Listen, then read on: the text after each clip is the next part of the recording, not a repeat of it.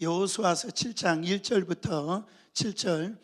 실패할 때 영적 이유를 발견하라. 실패할 때 영적 이유를 발견하라. 자, 우리 한 목소리로 같이 봉독합니다. 이스라엘 자손들이 바친 물건을 인하여 범죄하였으니 이는 유다 지파 세라의 증손 삽디의 손자 갈미의 아들 아간이 바친 물건을 취하였음이라. 여호와께서 이스라엘 자손들에게 진노하시니라. 여호수아가 여리고에서 사람을 베델 동편 베단웬 곁에 있는 아이로 보내며 그들에게 일러 가로되 올라가서 그 땅을 정탐하라매 그 사람들이 올라가서 아이를 정탐하고 여호수아에게로 돌아와서 그에게 이르되 백성을 다 올라가게 말고 2-3천 명만 올라가서 아이를 치게 하소서.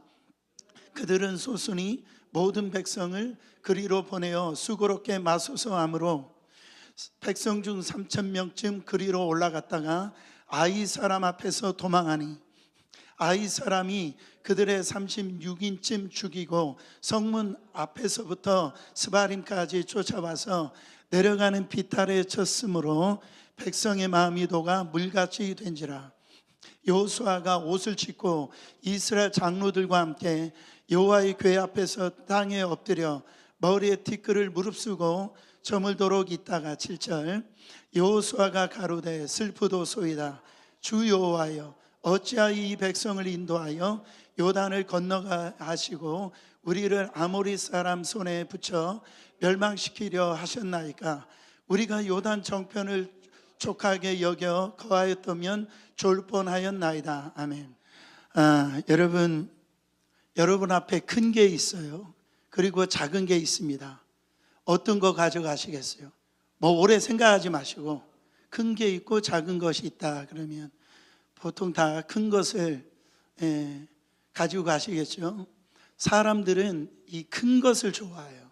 큰 거. 특히 우리나라 사람들 보면 이 큰 거를 좋아합니다.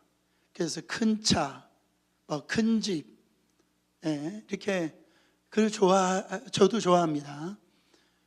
그래서 이 앞에 이 대자를 이렇게 많이 붙여요. 제가 어렸을 때 저희 집에 이제 저희 어머니가 이렇게 밤쯤 되어지면 저보고 하는 말이 막내야 대문 닫아라 이렇게 저한테 얘기를 했거든요. 근데 가만히 보면 문이 크지도 않아요. 크지도 않은데 대문 닫아라 이렇게 얘기를 해요. 왜? 큰 거를 좋아하잖아요. 그래서 여러분 우리나라 최고 통치자를 뭐라고 그래요? 대통령. 그러면 안 돼요. 대통령이라 해야 돼요. 우리나라 국호가 어떻게 돼요? 대한민국. 그러면 안 돼요. 그 앞에 자가 대자를 이렇게 붙인단 말이죠. 여러분 그 한국에 제가 찾아보니까 서울에 이 다리가 몇 개 있는 줄 아세요? 다리가 32개 33개 있다고 하는데 보통 33개가 있어요. 근데 비 오면 잠기는 다리 있죠. 잠수교하고 광진교만 빼고 다 대교예요. 성산대교, 마포대교, 하여튼 다 대차를 붙였어요. 그러니까 제가 왜 이런 말씀을 하냐면은 사람들이 큰 걸 좋아한다라는 거예요. 근데 하나님 나라는 보니까 하나님의 역사는 큰 것에서 시작하는 것이 아니라 작은 거에서 이렇게 시작되어더라는 거죠. 그래서 마태복음 31절 32절 말씀에 보면 또 비유를 들어 이르시되 천국은 마치 사람이 자기 밭에 갖다 심은 겨자씨 하나 같으니 이는 모든 씨보다 작은 것이로되 자란 후에는 풀보다 커서 나무가 되매 공중의 새들이 와서 그 가지에 곁드니라. 저도 겨자씨 봤는데요 거의 잘 안 보여요. 근데 하나님의 나라는 이 겨자씨와 같은 것에서 이 생명력이 확장됨으로 하나님의 나라가 하나님의 역사가 이루어지더라는 거예요.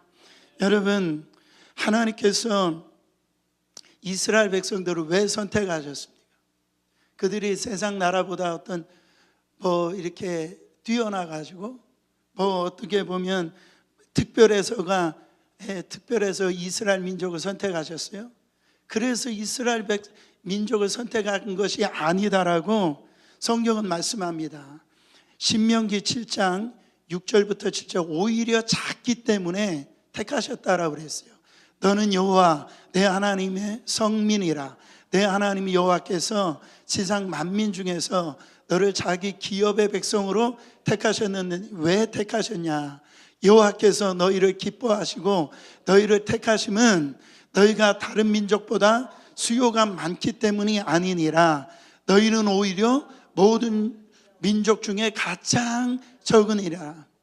그러니까 이스라엘 백성을 택하신 이유는 뭐 뛰어나서도 아니고 특별해서도 아니고 세상 모든 민족보다 가장 적은 민족이기 때문에 이 이스라엘 백성들을 택하셨다라는 거예요. 여러분, 작다라고 무시하면 안 됩니다. 따라합니다. 작다라고 무시하지 말자. 오늘 본문에 보면 이스라엘 백성들이 그 아이성 전투에서 패배를 하는 걸 볼 수가 있어요. 왜 패배하느냐? 작다라고 무시해서 그래요. 바로 여리고성의 비교해 보면요, 이게 게임이 안 되는 거예요. 난공불락 여리고성을 갖다가 이제 승리하고 난 다음에 아이성을 바라보니까 아주 작은 거예요. 그 학자들에 의하면 아이성의 인구가 한 12,000명 정도 된다라고 그랬어요. 그러면 거기서 여자 빼고요, 또 아이들 빼고요, 노인들 빼면은 나가서 전쟁할 수 있는 사람은 잘해 1,000명이나 2,000명 사이, 그러니까 몇 명이 안 되는 거예요.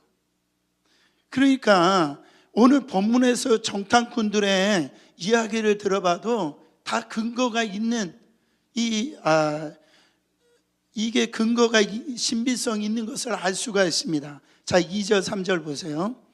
여호수아가 여리고에서 사람을 베덴 동편 베나누인 곁에 있는 아이로 보내며 그들에게 말하여 이르되 올라가서 그 땅을 정탐하라 하며 그 사람들이 올라가서 아이를 정탐하고, 3절, 여호수아에게로 돌아와 그에게 이르되 백성을 다 올라가게 하지 말고 2-3천 명만 올라가서 아이를 치게 하소서. 그들은 소순히 모든 백성을 그리로 보내어 수고롭게 하지 마소서 하고, 정탐꾼이 보고합니다.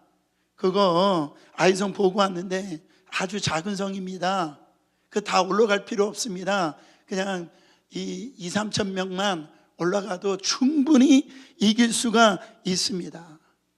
그래가지고 한 3천 명 올려 보냈는데 결과가 어떻게 됐어요? 3천 명이 다 도망가다가 말씀해 보니까 36명이 죽고 완전히 패하게 되는 걸 볼 수가 있습니다. 작다고 무시했다가 그냥 패배했다라는 거예요. 여러분, 사자도요, 조그마한 어떤 동물을 이렇게 먹으려고 해도 거의 작다라고 무시하지 않아요. 모든 에너지와 모든 것을 다 사용해 가지고 그 맹수이지만 아주 작은 동물이라도 잡아 먹는다라는. 근데 여기에서 우리가 주목할 것이 있는데, 오늘 본문의 말씀에 보면 아이성 이 패배 전투의 이유를 그들이 최선을 다하지 못해서 이 패배했다라는 것보다도 말씀에 보면 더 큰 이유가 있다라는 거예요. 그 더 큰 이유가 뭔가, 그게 뭐냐면 하나님께 범죄함이 있었다, 이 말이에요. 여리고성 전투에서 하나님께서 한 가지 바로 금하신 금기사항이 있었어요. 그 금기사항이 뭐냐면 여호수아서 6장 18절 보세요. 너희는 온전히 바치고 그 바친 것 중에서 어떤 것이든지 취하여 너희가 이스라엘 진영으로 바치는 것에 되게 하여 고통을 당하게 되지 아니하도록 오직 너희는 그 바친 물건에 뭐하지 말라? 손대지 말라. 여러분, 하나님께서 이 여리고성 전투를, 여러분, 그 여리고성을 어떻게 무너지게 합니까? 하나님 말씀에 순종해서 하나님의 은혜로 여리고성을 무너뜨리게 하셨는데, 그때 하나님께서 금하신 건 뭐냐면 그 여리고성에 있는 거 손대지 말라라고 그랬어요. 다 멸하고 손대지 말라라 엄정히 경고해서 그게 있는 것 모든 것 하나님께 다 바치라고 그랬어요. 근데 이 하나님 말씀에 순종하지 아니하는 한 사람이 있는데 그 사람이 누구예요? 아간이라고 하는 사람이에요. 자, 1절 말씀 보세요. 이스라엘 자손들이 온전히 바친 물건으로 말미암아 범죄하였으니 이는 왜 그러냐면 유다 지파 세라의 종손 삽디의 손자 갈미의 아들 아간이 온전히 바친 물건을 가졌습니다. 여호와께서 이스라엘 자손들에게 진노하시니라. 하나님께 온전히 바친 그 물건 중에 그 아간이 손을 댔다라는 거예요. 여기에서 온전히 바친다, 이 말은 뭐냐면 헤렘이라고 하는 단어를 쓰는데요. 이 헤렘이라는 단어, 온전히 바친다 뜻도 있는데 여기에서 또 한 가지 중요한 의미가 뭐냐면 초태생이라고 하는 의미가 있어요. 초태생. 여러분, 이 초태생은 뭐예요? 처음 난 짐승, 처음 난 하여튼 처음 태어난 것, 그것이 바로 초태생입니다. 그 초태생을 헤렘이라고 했는데 이걸 온전히 바쳤다, 이런 의미예요. 여러분, 민수기서 3장 13절에 보면 어떤 말씀이 처음 태어난 자는 다 내 것이면 내가 애굽 땅에서 그 처음 태어난 자를 다 죽이던 날에 이스라엘의 처음 태어난 자는 사람이나 짐승을 다 거룩하게 구별하였음이니 그들은 내 것이 될 것임이니라. 나는 여호와니라. 지금 6월절 사건을 얘기합니다. 10가지 재앙의 마지막 재앙이 바로 장자의 죽음인데, 죽음의 이 천사가 이제 임하면은 처음 난 모든 것들은 다 죽게 되어져 있어요. 근데 하나 살 방법이 있는데, 그 집집마다 문인방과 문지방에 그 어린 양의 그 피를 바른 그 집은 이 죽음의 천사가 그 피를 보고 6월 Passover 할 때, 그래서 다 살아났다라는 거예요. 왜 살아났느냐? 그 피가 바른 것은 구별했다라는, 그 안에 있는 첫 번째 것들을 하나님께서 구별해 주셨다라는, 그거는 누구 거라는 거예요? 하나님 거라는 거예요. 누구도 손대지 못한다라는, 그게 헤렘이라는 뜻이에요. 레위기서 27장 26절 보세요. 제가 현대의 성경으로 보면 소나 양의 첫 새끼는 이미 나 여호와의 것이므로 누구든지 이것을 나에게 예물로 드려서는 안 된다. 여러분, 이 말의 뜻이 뭔지 아시겠어요? 소나 양의 첫 새끼는 누구 거래요? 하나님 것이라는 거예요. 이것을 나에게 예물로 드려서는 안 된다라는 거예요. 이거는 이미 내 거라는 거예요. 나에게 예물로 드려서는 안 된다는 건 뭐예요? 그 두 번째 거, 세 번째 거를 하나님 앞에 드리라는 것이지, 이거 첫 번째 거는 내 거니까 이걸 가지고 예물로 드려서는 안 된다라는, 구분해 놨다라는 거예요. 여러분, 첫 번째 거는요 하나님의 거예요. 구분해 놓은 거예요. 근데 이게 부정하게 태어납니다. 부정하게 태어나요. 뭐 이게 이 양이나 소가 쩔뚝거리든지 뭔가 흠이 있으면은, 그 레위기에서 보면은 제사장이 5분의 1을 더해가지고 그것이 부정함이 해결되어지고 하나님 받으시는 제물이 된다라고 그랬어요. 여러분, 어떻게 하면 하나님께서 헤렘으로 취하는 방식이 뭐냐? 하나님은요 이미 이 여리고성에 있는 이 물건, 여리고성 안에 하나님 앞에 있었던 이 전쟁으로 인하여 얻어졌던 것도 다 누구 거라는, 다 하나님 거라는. 여리고성 전쟁 이후에 그 여호수아에 보면은 31번의 전쟁이 나옵니다. 그러니까 여리고성에 있는 것만 다 하나님 앞에 온전히 바치라고, 30개는 너희들 다 가지라고 그랬어요. 그러니까 뭐예요? 이 여리고성 전쟁은 헤레미야 온전히 하나님 앞에 첫 것이니까 바치라는 거예요. 그거 건드리지 말라라는 거예요. 근데 누가 건드렸어요? 아간이 건드린 거예요. 하나님이 이걸 보고 진노하시고, 여러분 지금식으로 하면은 쉽게 얘기하면 여리고성의 승리는 하나님의 은혜입니다. 하나님이 하신 거예요. 하나님의 역사예요. 그러니까 이 모든 것은, 내가 취할 수 있는 이 모든 것들은요 다 누구 거예요? 누구에서부터 왔어요? 하나님으로부터 왔어요. 하나님은 이 고백을 듣고 싶은 거예요. 이 첫 거, 이거 다 하나님의 은혜로 되어진 것이다. 이건 구분해 놓은 거야. 이거 건드리지 마. 여러분, 온전히 바쳐진 거에 대해 있어서 그 한 사람 아간의 범죄로 인해 가지고요 하나님이 진노하셨다라는 거예요. 그러니까 그것으로 인해서 아이성에서 패배한 걸 볼 수가 있어요. 여러분, 우리 가운데 어떤 게 있냐면 나 하나쯤이야 라고 하는 생각들이 있어요. 그러니까 이렇게 교회에 있어도요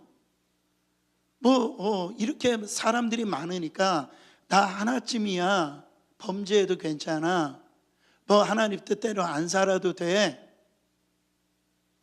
여러분, 그 작은 것 하나로부터, 그 댐이라고 하는 것이 작은 어떤 틈서부터 이 댐이 무너지는 거예요. 하나님의 이 축복이 다 새는 거예요. 다 새는 거예요. 나의 신앙 가운데서 하나님 거예요. 그걸 건드리면 안 돼요. 근데 우리는 자꾸 거기를 침범해요. 하나님 거 손댄단 말이에요. 그러니까 하나님이 진노하시, 그냥 복을 받을 수가 없죠. 그게 형통할 수가 없는 거예요. 여러분, 왜 이런 현상이 나오냐면 하나님이 말씀하셨는데도 불구하고 너 손대지 마 그랬는데도 왜 이렇게 손을 댄 이유가 뭐예요? 하나님 말씀에 가치를 두지 않아서 그래요. 하나님의 말씀을 가볍게 여긴 거예요.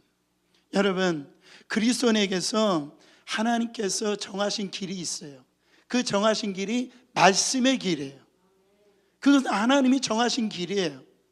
사랑하는 성도 여러분, 하나님이 우리에게 말씀을 주시면서 우리에게 기대한 게 뭐냐면 그 말씀의 길대로 살기를 원하시네요. 그 길로 살아가길 원하는 거예요. 근데 그래서 이 말씀은 우리의 삶의 어떤 기준이잖아요. 지침서잖아요. 근데 이것을 벗어나면 죄라고 하는 거예요. 그 길을 벗어나면 죄라고 하는 거예요. 11절 말씀 한번 읽어보세요. 이스라엘이 범죄하여 내가 그들에게 명한 나의 언약을 어겼었나니 곧 그들이 바친 물건을 취하고 도적하고 사기하여 자기 기구 가운데 두었느니라. 지금 범죄했단 말, 하타라고 하는 단어를 쓰는데 다른 길로 갔다라는 거예요. 표적에서 벗어났다라는 거예요. 하나님 건데 이것은 너희들이 잘못된 길로 이 하나님 것을 갖다가 이 취했다라고 말씀하시는 거예요. 그 너희들이 취했다라는 거예요. 여러분, 이것은 뭡니까? 이제 하나님께서 범죄함을 어떻게 들춰내는지 보세요. 이 아간을 들춰내는데 어떻게 하냐면 하나님께 가까이 오라고 그래요. 하나님께 말씀 앞에 가까이 오는 거예요. 가까이 오는 거예요. 아간은 어떻게 했어요? 하나님 말씀을 멀리 했어요. 하나님의 말씀을 가볍게 여겼어요. 무시했단 말이에요. 여러분, 하나님은 다시 아간음으로 하여금 어떻게 했습니까? 하나님 말씀으로 가까이 오게 했다라는 거예요. 여러분, 이걸 뭘 의미하냐면 하나님은 아간을 살리고 싶었어요. 그러니까 하나님은 아간을 회복시키고 싶으셨다라는 거예요. 그래서 나에게로 가까이 오라고 정말로 이렇게 하는 과정을 한번 보면은요, 하나님의 은혜가 얼마나, 정말 자비로움이 얼마나 많으신지 몰라요. 자, 제비 뽑기를 합니다. 하나님께 와서 제비 뽑기를 해요. 16절부터 18절 읽어보세요. 이에 여호수아가 아침 일찍 일어나서 이스라엘을 그 지파대로 가까이 나오게 하였더니 유다 지파가 뽑혔고, 유다 족속을 가까이 나오게 하였더니 세라 족속이 뽑혔고, 세라 족속이 각 남자를 가까이 나오게 하였더니 삽디가 뽑혔고, 삽디의 가족 남자를 가까이 나오게 하였더니 유다 지파 세라의 증손이요 삽디의 손자요 갈미의 아들인 아간이 뽑혔더라. 여러분 보세요. 이 말씀이 가운데 계속 반복되는 게 뭐예요? 이 말씀을 지금 읽으셨는데 여러분 눈치채셨죠? 가까이 오라고 그러잖아요. 가까이. 하나님이 이스라엘 백성들이 더 가까이 오게 하셨어요. 그래서 제비를 뽑는데 유다 지파로 볼 때 유다 지파 뽑혔고, 또 가문으로 볼 때 여러분 누가 뽑혔어요? 세라 족속이 뽑혔어요. 또 세라 족속을 그 남자들을 가까이 오게 해가지고 뽑혔더니 누가 뽑혔어요? 삽디의 가족이 뽑혔어요. 삽디의 가족을 다 가까이 오게 했더니 누가 뽑혔어요? 아간이 뽑혔다 이런 말이에요. 여러분 왜 하나님이 이렇게 하시냐면, 하나님이 아간이 범죄한 걸 모르셨어요? 하나님이 몰라서 계속 제비 뽑기를 계속 하시는 거예요? 하나님은 다 알고 계신단 말이에요. 다 알고 계시는데 왜 이런 절차를 갖다 우리가 생각하더라도 그냥 아간 너 나와 이렇게 죄를 갖다 벌하시면 될 거 아니에요. 근데 그러지 아니하시고 이런 절차를 왜 이렇게 힘들게 가까이 와 또 가까이 와 또 가까이 와, 왜 그러는 거예요? 기회를 주시는 거예요. 뭐 할 기회를? 회개할 기회를 주시는 거예요. 지금 회개할 시간을 주시고 싶어서, 회개할 기회를 주고 싶으셔서 돌이키기를 원했단 말이에요, 하나님이. 근데 아간은 회개하지 않았어요. 여러분, 우리 이런 경우가 너무 많아요. 하나님이 이 사인 저 사인으로요, 하나님께서 기회를 주신단 말이에요. 그거를 지금 기회를 줄 때에 지금 아간은 그걸 무시해 버렸어요. 그렇기 때문에 돌이키질 못했기 때문에 이런 현상이 나왔다라는 거예요. 여러분 왜 아간이 이 회개하지 못했느냐? 이유는 그 마음의 중심에 이 하나님의 말씀이 있지 않아요. 하나님 말씀이 없는 거예요. 바로 하나님 말씀이 있지 아니하고 뭐가 있어요? 자기 욕심. 그 안에 하나님의 말씀에 가치를 두는 게 아니라 세상의 가치. 그러니까요, 그 결과 탐심에 눈이 멀어가지고 그거 하나님의 말씀이 까맣게 있더라는 거예요. 그게 영적인 누수가 생긴 거예요. 여러분, 하나님의 말씀을 가볍게 여겼고 가치를 두지 않았어요. 인류 최초의 범죄, 아담과 하와가 언제 범죄했습니까? 보시면 그들이 이 삶에 있어서 하나님 말씀에 희미해졌을 때 그들은 범죄한 걸 볼 수가 있어요. 여러분, 아담과 하와가 문제가 뭐예요? 여러분, 우리의 삶의 문제가 뭐예요? 대번 우리의 삶의 문제가 하나님 말씀이 이렇게 희미해지면 대번 내 삶의 주인이 내가 되어져요. 그래서 내 물질, 내 욕심, 그리고 내가 원하는 소원, 그것에 눈이 멀어가지고요, 온통 거기에만 관심을 쏟게 되어진다. 보세요. 아담과 하와를 보세요. 그들은요, 하나님 말씀이 작동을 했을 때, 그 살아 움직였을 때 선악과가 유혹이 되지 않았어요. 저는 한번 생각을 해봅니다. 아담과 하와가 하루에 선악과를 몇 번 봤을까요? 동산 중앙에 있었으니까 그 선악과를요 수십 번 봤을 거예요, 하루에. 근데 유혹이 될 수 있었어요, 안 됐어요? 유혹이 안 됐었어요, 하나님 말씀에 살아 계셨을 때. 근데 어떻게 했어요? 하나님 말씀이 희미해지니까 그 마귀의 소리가 더 크게 들려지는 거예요. 너 왜 그거 따먹지 못하게 만드는 줄 알아? 네가 하나님처럼 될까 봐. 그러더니 하나님 말씀이 희미해지니까 여러분 그렇게 범죄를 하더라는 거예요. 사랑하는 성도 여러분, 그러니까 눈에 보이는 게 뭐가 돼요? 선악과가 먹음직하고 보암직하고 바로 지혜롭게 할 만큼 탐스럽게 보이더라는, 하나님 말씀이 희미해진 거예요. 자기 욕심, 삶의 주인이 되어버리니까 여러분 하나님 것을 자기가 하나님의 길로 가지를 못하는 걸 볼 수가 있어요. 그런 면에서 예수 믿는다는 게 뭔가 제가 생각할 때 눈이 바뀌는 겁니다. 내 눈이 거듭나는 거예요. 과거에는 세상의 욕심, 세상의 명예, 세상 자랑을 쫓아 내 눈이 그 길로 갔다고 한다면 이제 내 안에 예수 그리스도가 오셔서 이 눈이 거듭나서요, 이제 세상의 가치가 아니요 하나님 나라의 가치, 하나님의 뜻에 그 길에 내 눈이 머물므로 말미암아 그 길로 걸어갈 수 있는 그런 삶이 신앙생활이라고 저는 믿습니다. 사랑하는 성도 여러분, 여러분의 삶의 우선순위를 어디에 두고 있습니까? 목사님, 내가 내 삶의 우선순위가 어디 있는지 잘 모르겠는데요, 제가 아는 방법이 있어요. 여러분들이 돈을 어디에다 쓰고 계시는지를 보면 알 수가 있어요. 내 지금 가지고 있는 그 시간이나 이 돈을 어디에다 지금 쓰고 있는지를 보면 내가 살아가는 그 가치를 어디에 두고 있는지를 알 수가 있어요. 여러분, 예수님이 이런 말씀했어요. 물질이 있는 곳에 네 마음이 있다. 마태복음 6장 19절부터 21절. 너희를 위하여 보물을 땅에 쌓아두지 말라. 거기에는 좀과 동록이 하며 도적이 구멍을 뚫고 도적질하느니라.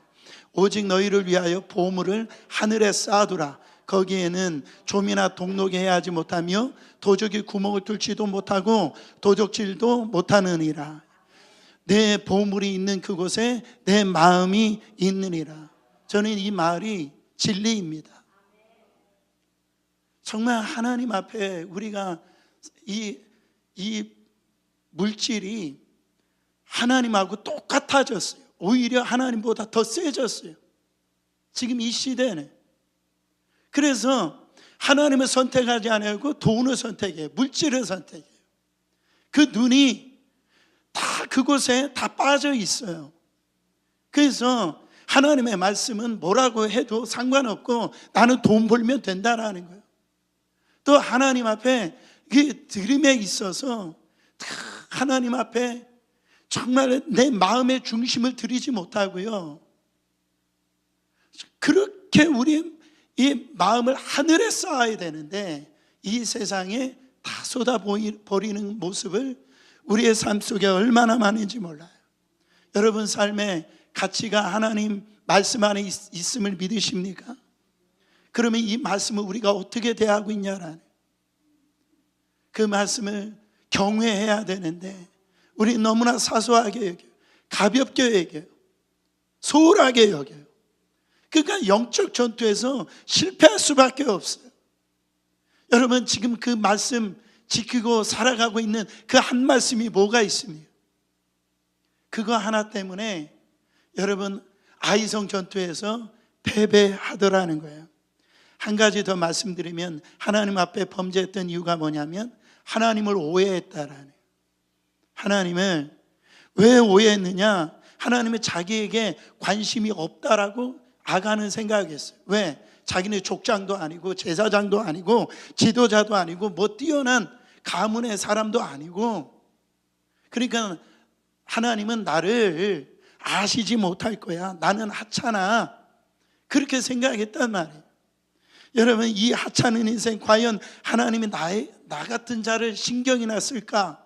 내가 이렇게 한다고 해서 하나님이 뭐 나한테 신경이나 쓸까? 여러분 이것이 하나님을 오해했다라는 거예요. 여러분 오늘 1절에 보면은 그 족보를 하나하나 얘기를 합니다. 얘기하는 게 뭐예요? 내가 너를 기억한다라는 거죠. 세세하게 하나님은 너의 어떤 이 출생의 그 히스토리를 다 기억할 만큼 아간을 기억하는 거죠. 여러분, 성경에 기가 막힌 말씀이 있었어요. 기가 막힌 말씀이 뭡니까? 이스라엘 백성들도 그랬어요. 하나님이 우리를 잊으셨다, 하나님이 이스라엘 백성들을 버리셨다, 그렇게 생각했는데 이사야서 49장 14절부터 16절 말씀 보세요.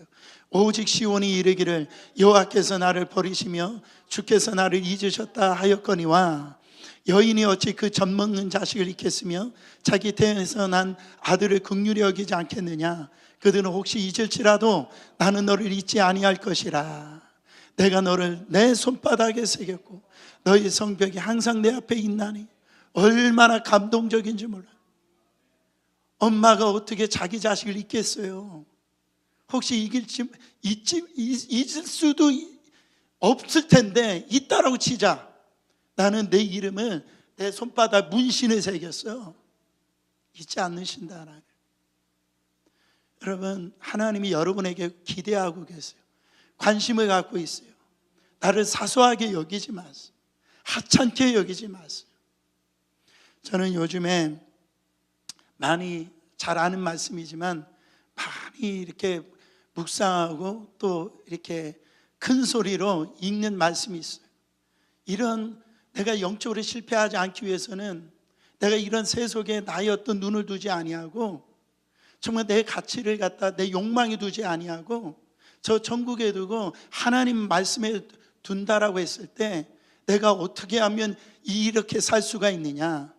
저는 이 갈라디아서 2장 20절 말씀이 저에게 요즘에 늘 묵상하고 또 말씀을 제가 이렇게 큰 소리로 제가 읽고 그럽니다. 여러분, 이 말씀을 통해서 여러분의 세속적인 욕망, 세속적인 어떤 가치, 내가 그렇게 살 수 있는 건 나의 의지로 되지 않습니다. 정말 십자가에서 나를 위해서 죽으신 그 주님, 나는 죽고 오직 예수 그리스도가 내 안에서 살 때만이, 매일매일 그 삶이 될 때만이 나는 이 믿음 저버리지 아니하고 나는 살 수 있는 그런 존재가 될 줄 믿습니다. 사랑하는 성도 여러분, 예수님 앞으로 다시 들어오세요. 기회를 주실 때 다시 들어오세요. 그 은혜 앞으로 들어오시길 바랍니다.